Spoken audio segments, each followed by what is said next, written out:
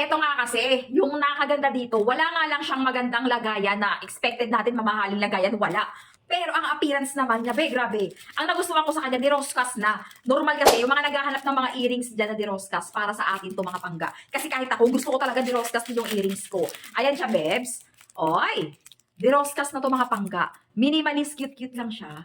Ayan. Oh. Hala, be, ang gaganda. May palibre pa siya, oh. May palibre pa, pero diroskas na yan. May palibre na siyang pakaw, pero diroskas na to mga babes ko. Sukat natin isa-isa.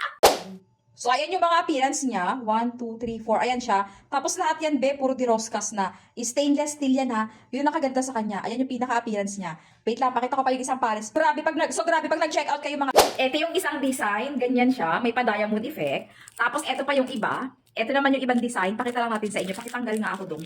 Para mapakita ko ng malapitan. Alam niyo kasi, ang ganda nito ipang regalo. Minimalist, cute-cute niya lang. Sobrang liit lang ng diamond niya. Bede Roscas na yung pinaka-lock niya.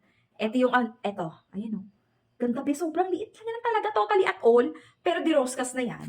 Tapos yung iba, ganun din, by sizes. Naka-discount sale, grabe. Papakita ko ng malapitan para makita nyo. Legs, ito yung appearance na makikita nyo. Ayan, by sizes yan.